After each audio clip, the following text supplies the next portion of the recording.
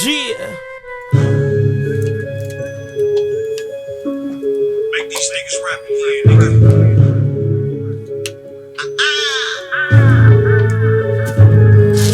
I'm walking niggas down with that 4 pound when they go down. That Pakistan chop and knock his forehead to the low ground. Deadly well burnt, blood spreads through the turf. But it's a lot of niggas dead was out here fucking up that work. Fucking over niggas' money, playing crazy like you can't be touched. Mobile gas station dropped the window when I flew him up. Bossing up and I blasting off that blow money. Fucking record deal, I'm already copping food by the hundreds. From the spots with no heat to a school. What up, though? OG Kenny, O_G_Kenny.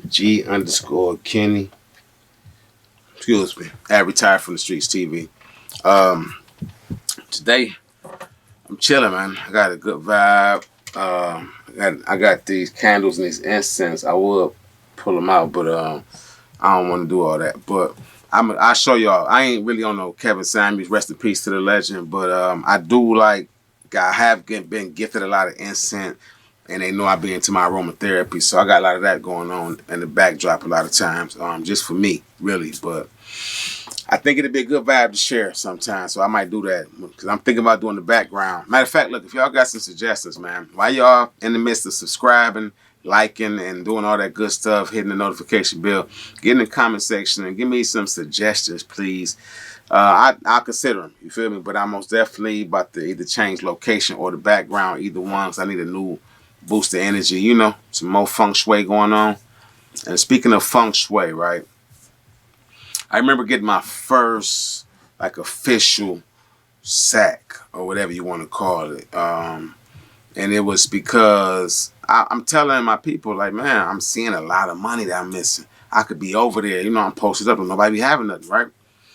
And you know I'm young. I'm probably I'm in my teens, so I gotta be 18, 19 years old. But I'm on my old man head, like, 'cause I know he got a lane through our peoples on some nice weed, you know? Back then they called it popcorn. So he had some corn, and they had all types. So whatever your budget was, they can get it for you. So it was like if you wanted some Rego, which was heavily seeded, what they call like the male masculine plants, the Rego, yeah. You wanted that, you can get that. But the popcorn, which was like the nice nuggets, they didn't have no seeds in them, and it was fire. When you start first getting to them feminized plants, that's what they had, and they had a line on it. And so he started facilitating that to me after me begging him, hounding him, and all that for the longest. And what I ended up doing to initiate it was I ended up doing what they could refer to in the business world as showing proof of concept, right? So I got my own little weed from somebody. I think I got like maybe a half a zip at first and worked my way up to a zip. When I got my first QP, dude gave it to me for $250. And then after that, it was on the popping, right? Now I ain't justifying like selling weed or hustling or none of that, you know, in the street. But what I'm saying is there's a moral to this story because as I started increasing, you know, my profitability, I had a girlfriend at the time. I had a high school sweetie. I told you all about her, Maria. So I kind of, you know, she had got pregnant. We young, and I'm really nervous. I'm scared. I done told my mom. She bugged out on me and all that, flipped out on me, told me I was stupid, irresponsible, and you know. But then she later on came back and apologized and was like, "What you need?" You know. But I was just so gung ho on making sure we had everything we needed for the baby that I was really going out moving and putting up stuff for the baby. I was bringing her with me, like, "Come on, we going shopping. We're going to get to what you need." Stroller. We had everything that we needed in her closet on McDougal and Garfield on the east side way before we needed a damn baby shower, none of that, right? So I'm had, you know, got some homies at the time that wanted to get down. They see now that, okay, because I didn't smoke. I ain't started smoking until I was like in my 20s. So I was a late bloomer when it came to consumption and all that type of stuff, right? Because I was about the bag, and my old dude and them was so heavy in the streets, they thought that that was always a vice. That, you know, that was a distraction. You smoking, you getting high, you can't move nothing, get up out of here, right? So I didn't even let them know I was smoking when I started smoking. Even when I was grown and had went on tour with a gospel play, bought my own vehicles, all this, I still didn't let them know. So when I'm pumping all this at this young age, and I got my girl, she expecting, I had a couple of the homies that came to me, names not necessary, but a few of the homies. So Because I don't want nobody getting mad, because this is like a story that's old and most of us good now. But what it was is they was like, dog, hook your man's up, man. What's up? Because I had started getting, weight then. I didn't have to put no money down like that. I just get like a bow or two. And back then, if you move a bow in a week, that was a big deal. That was a big deal back then. If you broke down a bow and moved it in a week, that was a big deal. You feel me? So my thing was keep consistent with it, keep consistent with it. It got bigger. The homies coming around. I said, what y'all need, man? I hit one homie off of some, another homie off of some, probably about 2 or 3 homies, maybe 4, out of the bow, like a zip here, zip here, zip here. Because I'm still, working with 12, 11, whatever ounces. So I hit them all with a zip here, So my thing was, as time coming around, I'm seeing the productivity of certain dudes, and it ain't like I'm ridiculously winning. I ain't getting thousands. I ain't putting nobody on. But it was just like, if your man's got it, let me get a foothold in the door and I'm going to come back and work with you. And that's what it was. Most of them wasn't leeching or nothing. It was coming back like, dog, nah, come on. Or I want to go in with you next time. So it was more partnerships than I'm putting you on or you my little homie or my worker. It wasn't none of that. So let's not get that misunderstood. What it was is that let's work, right?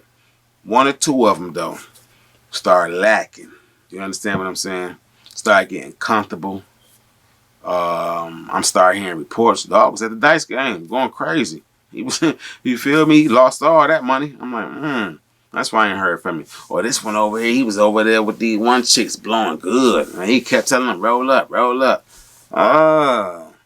So me, I'm still this type of dude right now. I literally got a list, bro.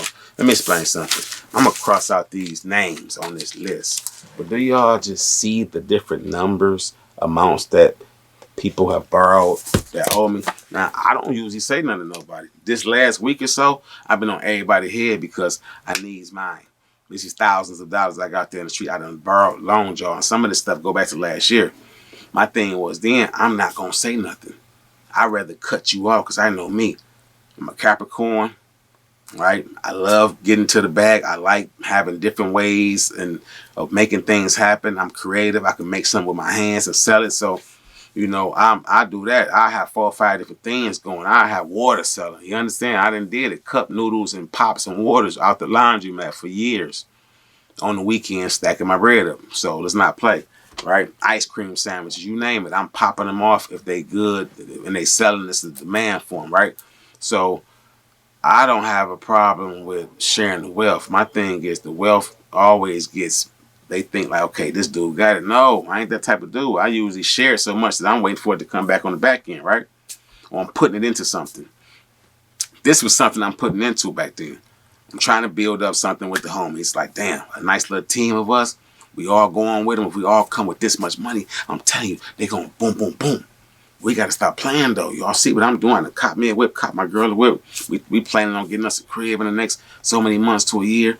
Because it was that type of momentum. I need me a place. I'm about to have a little family, and I was more mature than a lot of my homies, not to downplay nobody. And it's because I had a lot of responsibility young. I was involved in a lot of grown activities young, so I understand. And then I had an old dude at the crib who was like, you know what I mean? So I wasn't willy-nilly and running around. I didn't have the option to like a lot of dudes. So I had to be focused. So it gave me an edge. Let's just say that much, right?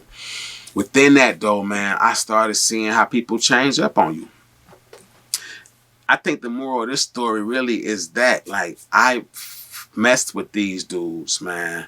These was dudes I grew up with and whatnot. And we still youngins, but y'all know I got a baby on the way. Y'all see what I'm trying to do with this bag. I'm putting this money straight back into it.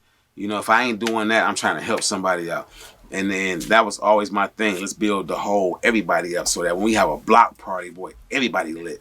That was my thing. I wanted everybody to look good. I wanted it to be like how you watch Coming to America, and they party and everybody in that boy lit and everybody looking good. You watch Harlem Nights, everybody in the club sharp, furred up. That was always my vision for me and mine. And it's still like that. I still want to see everybody look good when I step outside. All the neighbors shining. Man, that's beautiful. You understand me? So that energy was what I always vibrated off of. I didn't understand why they didn't see it that way. And I didn't understand why dudes started getting attitudes. I would call the dude up and be trying to chop it up with him. Then it's like, after a few minutes, like, okay, what you got for me? So now that's all you wanted to talk about in the first place, nigga. You could have. No, that ain't all I wanted to talk about. I do care about you. I do, care about what happened on the block. I do understand you got a new shorty. I know that. Well, yeah, that's fly. But still, it's been 3 weeks, 4 weeks, a month. I ain't trying to put nobody business out there, but other people I deal with are producing at a faster rate. You understand what I'm saying? They coming back. Well, I ain't everybody, but this is also what I'm saying. I'm hearing from qualified individuals that you out here blowing money. You getting Coney Island every day. You buying chicks, chili cheese on everything. You even saying what up though different. And if you from Detroit, you know that's our thing. What up though? You know I come on here saying what up though. I don't even mean to say it. It just come out like that. I don't pay attention until I edit. And I'm like, damn, I said what up though, just without thinking about it. But it's the way you say what up though. It's the way you say what up though. That when you say it and it's off, people know. Because like what up though, what up though, what up though, what up though. But if you come in what up though, dry ass what up though me, bro. When you get a dry ass what up though, it's just like You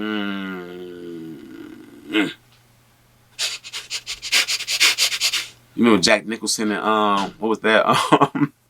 It was the movie with him and Leonardo DiCaprio and all of them and all that. You know what I'm talking about though.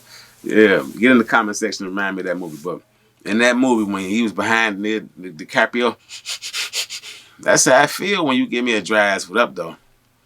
So my whole thing is, you could believe in people, man, right? You could put energy into them, and we all know this, but I just felt like saying this today because I was a young dude trying to make big things happen. I was trying to corporate thug even when I didn't know what that meant.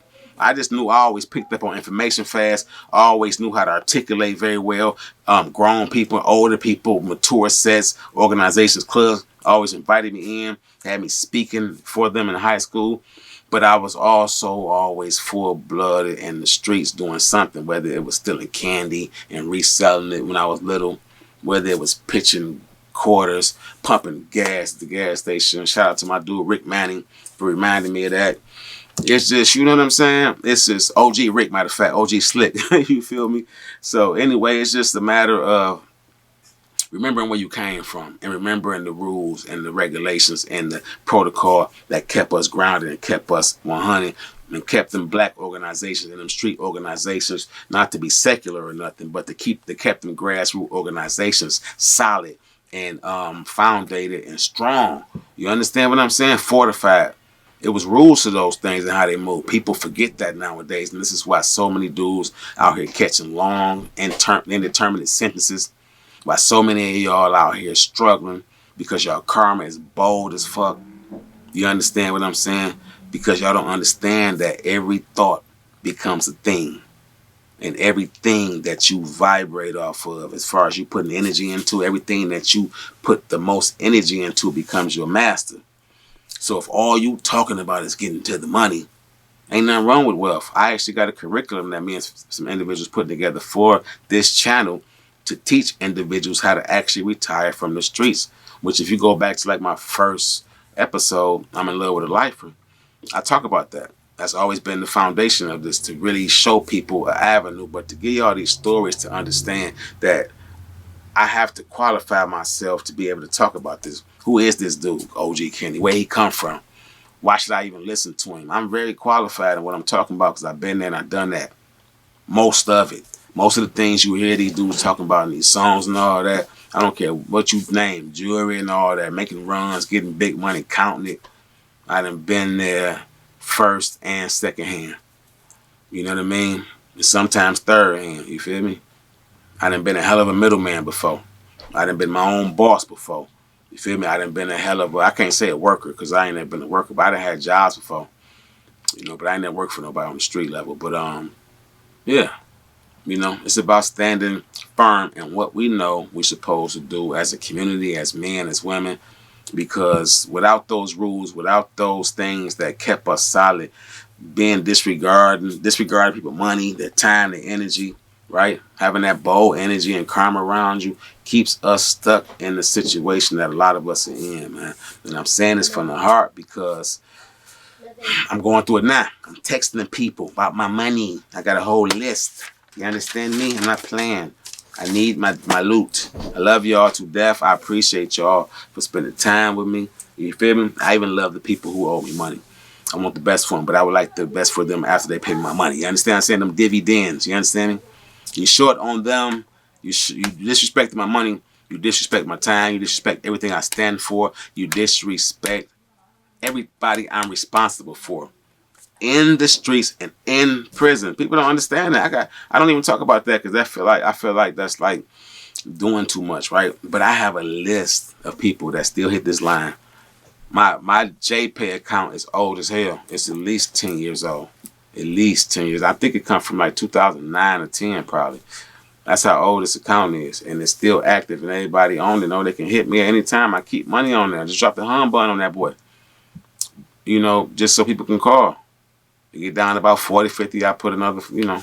But that's just what I do in my personal time, man. You know. Anyway, I'm ranting. That's because I'm passionate about this, and I really want y'all to understand that no matter how many of these stories I tell y'all, remember that my aim is to let y'all get the full view of it. Some of y'all never been in the streets. Some of y'all got people who trying to dibble and dabble in it and really not about that life. Send them to me. Send them to the comment section. Send them to my Instagram at O_G_Kenny or at Retired from the Streets TV. Get in my inbox and tell them if they want to talk, holler at me. I ain't no therapist, no counselor, so I can't charge and I can't really give you no life advice, but I can tell you, you know, what I've been through and what I would and wouldn't do in that circumstances. So anyway, I love y'all, man. Y'all know what it is. So I'm going to see y'all soon. Don't forget to subscribe, like, comment, share the content. I'm out. Ha.